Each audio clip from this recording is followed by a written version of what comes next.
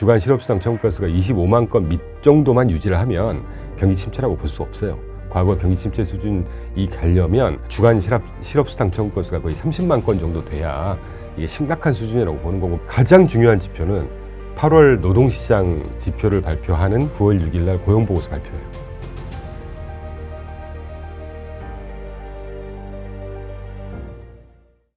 행보 반갑습니다. 오늘은 레그넘 투자자문의 이충강 대표님 모셨습니다. 대표 반갑습니다. 네, 안녕하세요. 잘 지내셨죠? 네, 저희가 워낙 또 행보학교라는 또 새로운 콘텐츠로 그때는 이제 광쌤으로 또 열심히 저희에게 미국 주식을 알려주고 계시는데, 오늘은 제가 또 다시금 이 자리에 모셨습니다. 왜 연락 안 오시나 했습니다. 워낙 미국 주식에도 능통하시지만 글로벌 또 매크로 이런 환경에도 능통하시기 때문에 최근에 이제 8월 들어서 시장의 변동성이 매우 강해졌어요. 그러면서 우리나라 주식시장뿐만 아니라 미국 주식시장 전반적인 그냥 글로벌 자산이 많이 흔들리고 있어서, 야, 이게 도대체 좀 어떻게 해야 되는 것인가, 이게 왜 이런 현상이 나오는 것이고 우리는 이럴 때 어떻게 좀 대응하는 게 좋겠는가, 이런 부분들을 또 대표님께 여쭤보고 싶어가지고 이렇게 또 특별히 요청을 드렸는데, 그럼 첫 번째로 대표님께서 바라보시는 최근 시장이 흔들리고 있는 가장 큰 이유가 좀 뭐라고 생각하시는지. 한 세 가지로 요약할 수 있을 것 같고요. 첫 번째는 엔캐리 트레이드 청산. BOJ가 그동안에 이제 계속 엔화, 절하, 방관하는 스탠스를 가져가다가 그 금리를 예상치 못하게 7월 31일 날 한번 올렸죠. 그러면서 기조가 싹 바뀌면서 전 세계 엔캐리 트레이드 청산에 의해서 미국 주식이든 미국 채권이든 전 세계 자산들을 쭉 팔아치우는 언와인딩하는 과정이죠. 그거 하나에다가 저희한테는 가장 중요한 게 지난주 발표된 고용 보고서에서 이제 실업률이 4.3으로 뜬다든가, 그래서 미국 경기 침체 우려감이 갑자기 좀 엄습하는 느낌. 그리고 세 번째가 저는 여러분께 좀 강조드리고 싶은데, 그 주식 시장이라고 하는 것은 기본적인 내재된 변동성이라는 게 있습니다. 그쵸. 그렇지 않겠습니까? 네. 이제 우리가 변동성이냐 조정이냐라고 보통 이름을 부르는데, 변동성은 아까 말씀드린 대로 늘상 있는 어떤 그 급반등 또는 뭐 작은 반등을 포함한 게 변동성이라고 할 수 있을 것 같고, 우리가 조정이라고 하면 커렉션이라고 하거든요. 저는 그렇게 이해를 합니다. 커렉트라는 건 뭔가 뜯어 고친다는 얘기잖아요. 예를 들면 경기 침체가 온다고 하면 주가가 고점 대비 한 20-30% 빠지는 것이거든요. 그걸 지금 약간 대입을 잘못하는 것 같아요, 시장은. 물론 하루에 막 우리나라 코스피 12%, 13%씩 빠지고 S&P 500이나 미국 시장도 한 일주일 만에 뭐 10몇 %씩 빠지고 하니까 이게 이제 투매도 있고 뭐 충분히 이해합니다. 그런데 작년 2023년을 보면요, 2월부터 3월까지 S&P 500 지수가 7.8%, 약 8% 빠졌고요. 3월부터 5월까지 16% 가까이 올랐습니다. 그리고 8월부터 10월까지 한 10% 빠졌어요, S&P 500이. 그러고 나서 10월부터 12월 말까지 13%인가 이상 오르면서 결국 S&P 500이 작년 한 해 24.7% 올랐거든요. 그럼 작년 같은 경우는 경기 이슈가 있었던 것도 아니고, 우리가 지금 언급하는 엔캐리 트레이드 이슈가 있었던 것도 아니고, 어떻게 설명할 겁니까? 그러니까 기본적으로 내재된 변동성이라는 것이죠. 그리고 아까 세 번째 제가 말씀드렸지만, 그 기본적인 변동성 장세라고 보는 그 또 하나의 이유는 그동안에 사실 굉장히 많이 올랐어요, 사실은. 2024년만 들어서도 빅테크 위주로 해서 뭐 거의 25% 가까이 올랐으니까, 안타깝긴 하지만 그게 뭐 어제까지 YTD로 올랐던 거를 거의 한 80% 이상 이제 다 반납을 했더라고요. 그래서 개인적으로는 기술적으로 뭐 변동성의 이제 끝 무렵이다라는 생각을 어제 그제 이제 하고 있는데, 그 정도 이유를 들 수 있을 것 같아요. 부연 설명을 좀 해드리면, 어떤 미디어에서 기자님이 그런 말씀 하시더라고요. 매년 보면 고점 대비 5% 이상 빠지는 장이 1년에 한두 번 정도 있고, 그 5% 내에서 급반등하는 장이 보통 한 두세 번 있다. 아까 제가 말씀드렸던 작년 한 해 2월부터 3월, 3월부터 5월, 8월부터 10월, 10월부터 12월이라는 게 그런 자연스러운 늘 있는 변동성 장이 매년 연출이 됩니다. 잘 기억해 보시면 뭐 몇 프로냐의 폭은 좀 다르지만 예상치 못하게 한 번씩 푹푹 빠지는 장들이 꼭 1년에 한두 번씩 있거든요. 네네. 저는 그게 조금 더 이제 이런저런 이슈들이 겹치면서 좀 큰 폭의 변동성을 보였을 뿐이지 않을까 하는 생각이 들죠. 그러면 이제 첫 번째 이유로 꼽아주셨던 이제 엔캐리 트레이드 청산, 이 부분에 대해서 좀 더 자세하게 얘기를 나누고 싶은데, 그동안에 일본 금리는 계속 저금리였으니까. 제로금리, 마이너스 금리. 네. 일본이 사실상 계속 투자를 했지 이거를 청산하는 움직임은 사실 쉽게 볼 수는 없었거든요. 근데 지금은 이제 그런 흐름이 실질적으로 나오고 있기 때문에 이게 글로벌 증시에서도 이게 뭐야? 하면서 얼마나 이 자금이 나올 것이며 그로 인해 증시가 얼마나 많이 흔들릴 것인지에 대해서도 저도 자료를 찾아봐도 막 이렇게 구체적으로 나오는 건 없더라고요. 정확히 보셨습니다. 네, 그래서 야, 이게 시장의 가장 큰 불확실성을 만드는 건 아닌가? 저조차도 이게 어찌 보면 좀 가장 무섭더라고요. 네. 그래서 일단은 이 부분에 대해서 저는 좀 더 자세히 여쭙고 싶은데, 우선 아마 아직 많은 분들께서 이에 대한 개념을 100% 이해 못 하실 수도 있을 것 같아요. 엔케이드 트레이드 청산, 우리가 좀 어떤 식으로 이해하면 될까요? 저는 이 엔캐리 트레이드에 대한 질문이 참 반가운 게, 저희는 막 단기의 수익률을 엄청나게 내고 막 레버리지를 걸고 이런 하우스는 아니라고 알고 계시잖아요. 그러면서 보면 이런 이슈 하나를 통해서도 우리나라 국민들이나 우리나라 개인 투자자분들이 반면 교사를 삼았으면 좋겠고, 이런 어떤 이슈들을 통해서 배우는 게 있었으면 좋겠다는 생각을 먼저 합니다.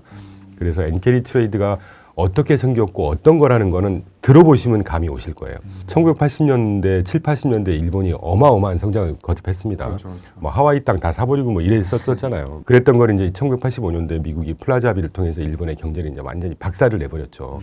그리고 본격적으로는 90년대 초반부터 일본 부동산이 붕괴되고 모든 경제 성장이 멈춰버려요. 그러니까 지난 30년 동안 잃어버린 30년이라고 했던 게 하다못해 급여가 30년 전과 지금하고 똑같다는 거 아닙니까? 그러니까 상상만 해보세요. 말이 쉽지 그게 끔찍한 현상이었던 그렇죠, 겁니다. 그렇죠. 그렇게 되니까 우리나라도 일반 가정에서 투자를 하거나 부동산 투자할 때 아버님이 의사결정을 주로 하시나요? 어머님이 의사결정을 주로 하시나요? 주로 어머님들이 하시죠. 그렇죠, 그렇죠. 저도 저희 집사람한테 급여나 통조 이런 거 다 맡기는 편이니까 일본도 마찬가지였습니다. 그때 당시에 부동산이 안 좋아지고 주식도 안 좋고 채권도 뭐 정기예금 제로, 그때부터 제로 금리였으니까 어디다가 투자를 하더라도 자산을 증식할 방법이 없었던 거예요. 일본 땅 안에서 그죠? 일본에서. 그러니까 이제 주요 경제권을 갖고 있었던 어머님들, 여자분들이 일본에서 그때 지금은 모르겠는데 그때 당시에 성이 가장 많은 성이 와타나베였다고 합니다. 와타나베. 그래서 그 일본의 어머님들이 이제 눈을 돌리는데 어디로 돌리느냐? 국내에서 답이 안 나오니까 자연스러운 현상이죠. 해외로 눈을 돌리게 돼요. 감이 오세요? 제가 처음에 출연하면서부터 해외 투자 꼭 하셔야 된다, 꼭 하셔야 된다. 바로 이런 겁니다. 그러니까 이제 금리만 해도 뭐 그때는 일본은 제로 금리인데 우리나라만 해도 그때 당시에 아마 한 5%, 7%, 8% 했을 겁니다. 그러니까 그런 대로 이제 싼 은행에서 거의 제로 금리 수수료만 내고 0.1% 정도 수수료만 내고 막대한 엔화를 빌려서 환전해서 해외 투자를 하기 시작하는 거예요. 이게 엔캐리 트레이드의 효시입니다. 그때 당시에는 와타나베 부인 자금, 와타나베 트레이드라고 했어요. 와타나베 부인 트레이드.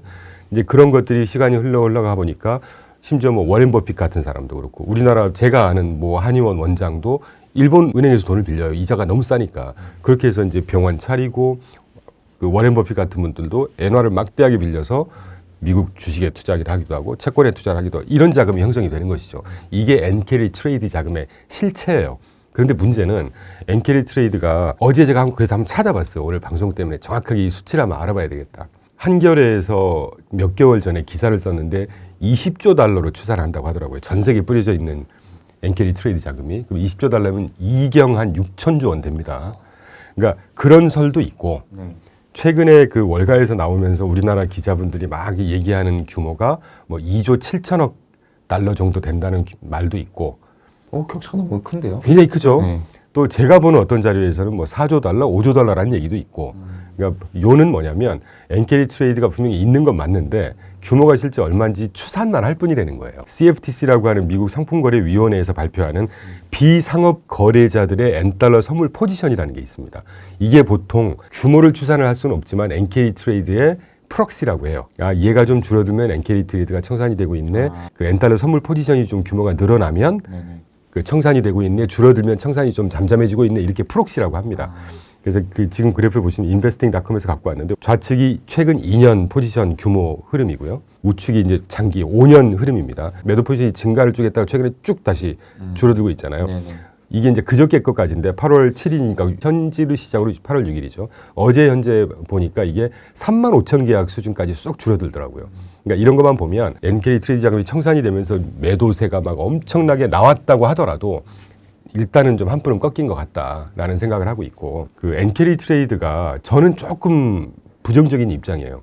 엔캐리 트레이드 청산이 이번 급반등장을 촉발한 건 맞는 것 같아요. 왜냐하면 뭐 규모가 적은 규모가 2조 7천억이고 많은 규모가 20경이니까 네. 20조 달러니까 뭐 한 30-40%만 청산됐다고 해도 어마어마한 규모잖아요. 몇 천조 원이니까. 네. 촉발한 건 맞지만 고동색 미국의 10년물 국채 금리 추이고요. 최근 초록색이 7월 10일부터 달러 대비 엔화의 추이입니다. 엔화가 7월 10일 161.79엔에서 급락을 하잖아요. 그러니까 이 말은 엔화가 굉장히 비싸졌다는 얘기 아닙니까? 비싸졌다는 얘기는 싸게 빌려서 투자를 해놨던 사람들이 포지션이 갑자기 이제 마진코도 당할 수 있고 이제 흐름이 반대로 가니까 다 청산을 해서 막아야 된다. 이래 갖고 이제 촉발이 됐다고들 해석을 하잖아요. 그러면 우리가 상식적으로 어떤 자금을 빌려서 투자를 한다고 할 때 주식, 채권, 실물, 부동산 여러 자산 중에 주식에 더 많이 투자를 해놓겠습니까? 채권에 더 많이 투자해놓겠습니까? 상식적으로 채권에 더 많이 투자를 하겠죠. 시장 규모도 채권이 훨씬 크니까. 그러면 이제 이 엔캐리 트레이드 자금이 실제로 많이 투자하는 자산이라는 게 미국 국채 아니겠어요? 미국 국채 10년물 금리를 한번 보시자는 거죠. 이렇게 만약에 엔캐리 트레이드가 청산이 급작스럽게 많이 됐다고 하면 물론 미국 경기 우려감 때문에 10년물 급락을 하긴 했습니다만 이렇게 계속해서 급락을 심하게 하지 못할 거라는 생각을 하죠. 왜냐하면 한쪽에서는 매도를 하고 있고 한쪽에 또 경기 우려감 때문에 사면 금리가 빠지고 매도하면 금리가 오르는 효과 때문에 이렇게 급하게 연출이 될 수는 없다고 봐요. 저는. 어차피 엔캐리 트레이드는 추산입니다. 유추입니다. 숫자로 확인할 수는 없어요. 그래서 촉발은 했을지언정 엔캐리 트레이드 때문에 막 대세가 바뀌고 뭐 이런 연출하는 장은 이제는 한풀 꺾이지 않았나 하는 해석까지 좀 말씀을 드리고 싶었죠. 그러니까 사실상 지금 뭐 미국 기준금리 인하가 뭐 급격히 진행될 것도 아니고 반대로 일본의 기준금리 인상도 급격히 진행될 것도 아니기 때문에 이 벌어져 있는 격차가 순식간에 좁혀지면서 이 청산이 막 갑자기 급진적으로 다 막 청산되는 흐름은 나오기 쉽지 않겠다. 그래서 사실은 여담이긴 하지만 촉발은 엔캐리 트레이드가 좀 했을 수는 있지만 그동안에 가격이 너무 많이 올랐잖아요. 그렇죠. 빅테크가 거의 끌어온 거 아닙니까? 절반 이상의 상승폭을. 안 되겠다. 좀 털자 했는데 제가 방송에서 최근에 조금 언급이 되긴 하는데 저 개인적으로는 이번에 급락장을 연출한 주요한 이유 중에 하나는 알고리즘 매매였던 것 같아요. 그 세일즈 데스크라든가 헤지펀드나 이런 데서 그 프로그램 매매로 다 걸어놓지 않습니까? 근데 이게 이제 고점 대비 설정해 놓은 가격 폭들이 있을 거 아니에요. 낙폭들이. 뭐 이를테면 스탑 로스 뭐 이런 수준들이 있을 텐데 거기에 이제 쑥 빠지니까 탁 걸려 기계들이 다 한꺼번에 그냥 계속해서 매도 신호를 계속 보내버리는 거죠. 매도 주문을. 그렇죠. 특히나 프로그램 매매 같은 경우에는 맞습니다. 추세가 깨지면 바로 나와버려요. 바로 나오니까요. 그러니까 제가 지난주 이틀인가 3일을 딱 빠지는 걸 보면서 그래도 한 30년은 안 되지만 거의 30년 경험을 했잖아요. 야, 내가 살아있는 동안에 이런 장을 또 보나? 그러면서 패턴을 딱 보니까 사람이 이렇게 매니저가 직접 주문을 이렇게 할 수는 없어. 하진 못해요. 결국 이제 프로그램 알고리즘 매매 때문인 것 같다. 요 정도 급락장은 한풀 꺾인 거 아닌가 하는 생각이 들어요. 오늘 아침이죠. 현지 시간으로 내일 아침에 실업수당증권수 주간 발표되는 거 한번 확인하자 뭐 이런 것 때문에 조금 빠지고 다시 빠지고 끝났는데 그 변동성장은 조금 이제 잠잠해지지 않았나 하는 생각이 듭니다. 그러니까 이 자체만 봤을 때는 또 시장 참여자들 입장에서는 굉장히 또 안심할 만한 요인이긴 하지만 또 이게 잠잠해지니까 반대로 또 경기 침체 우려감이 또 막 커지고 그러니까 이 시장 참여자들이 이 감정적으로 좀 안정화될 그러니까 변동성 자체가 좀 진정이 될 만한 시점은 그래도 좀 기다려야 될 것 같다. 저는 9월 초 정도까지는 이런 적당한 변동성은 있을 거라고 봅니다. 그리고 가장 앞으로 우리가 여러 지표가 발표되고 뭐 다음 주에 CPI도 발표되고 뭐 계속 발표될 텐데 가장 중요한 지표는 8월 노동시장 지표를 발표하는 9월 6일 날 고용보고서 발표예요. 이거를 뭐 중요하게 보시는 이유가 따로 있을까요? 저는 미국 경기를 판단할 때 가장 중요한 두 가지 지표가 노동시장과 소비라고 봐요. 미국의 GDP가 27조, 28조 달러입니다. 네. GDP를 구성하는 그 함수 중에 소비, 투자, 정부 지출, 수출, 수입인데 그 중에 미국이 소비가 차지하는 비중이 맥스 75%까지도 봐요. 70에서 75%. 그러니까 소비가 끌어가는 나라입니다, 미국은. 그러면 소비가 탄탄하려면 뭐가 돼야 됩니까? 노동시장이 탄탄해야 소득이 계속 충분히 나와줄 것이고 그게 또 다시 소비를 지지하는 지표라고 보거든요. 그렇죠. 그러니까 이번에 빠진 것도 일견 저는 이해는 해요. 주간 실업수당 청구 건수가 3주 전에 22만 3천 건, 24만 5천 건, 갔다가 다시 23만 5천 건 떨어지더니 지난주에 24만 9천 건으로 떴단 말이에요. 그렇죠. 그 이제 이게 추세가 자라보고 놀란 것은 뭐 보고 놀란다고. 뭐 좀 불안 울고 싶은데 그냥 뺨 때려주는 거죠. 그런 데다가 뭐 엔캐리 트레이드 겹쳐, 정치적인 불확실성 겹쳐. 저는 뭐 사실 정치적인 불확실성이 주식에 미치는 영향은 거의 없다고 보는데 그 이스라엘 이란 긴장 고조도 큰 영향력은 없다고 봐요. 근데 이제 투자자들 심리에 그렇죠, 그렇죠. 이제 막 이런데 그냥 한꺼번에 오는 거죠. 근데 매년 제가 두 번째 말씀드리지만 매년 이런 시장 연출됩니다. 그러니까요.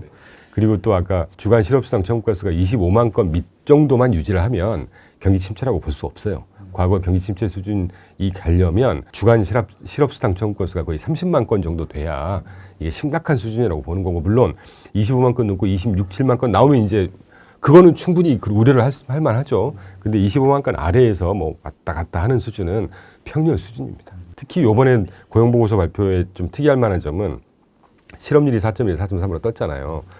2022년도 한 해 미국으로 쏟아져 들어간 이민자 수가 460만 명이고요. 2023년도에 320만 명이 쏟아져 들어갔습니다. 750만 명 정도 가까운 새로운 노동 참여 인구, 수요자들이 미국으로 쏟아져 들어간 거예요. 그러면 실업률은 당연히 모집단이 늘어나니까 0.12% 뜰 수 있는 것이죠. 그러니까 이런 것 같아요.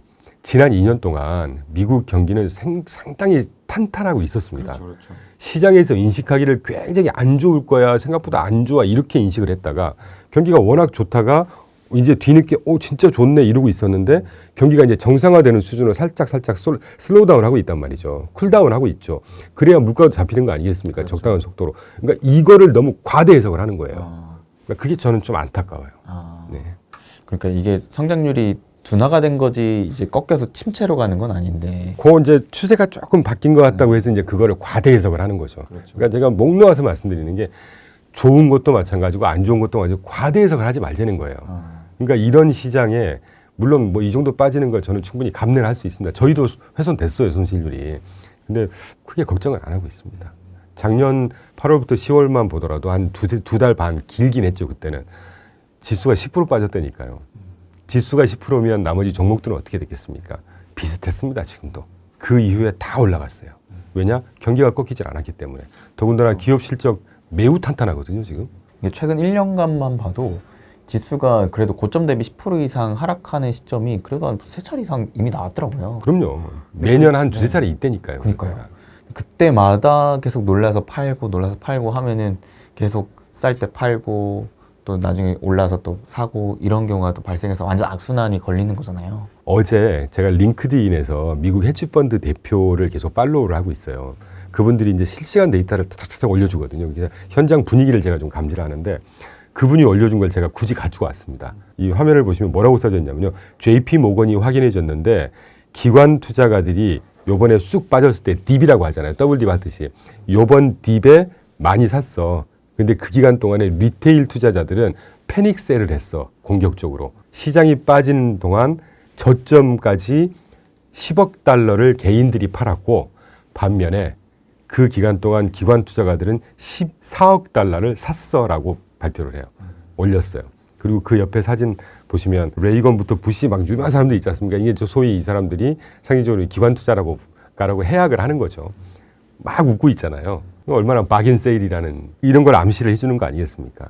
이게 항상 그런 것 같아요. 가격이 지나치게 오르면은 그때는 사람들이 또 지나치게 과대 포장하고 또 가격이 너무 또 급격히 빠지면은 그때는 사람들이 너무 지나치게 최악의 상황을 얘기하고 상황이 완전히 최악으로 다 갑자기 바뀌어요.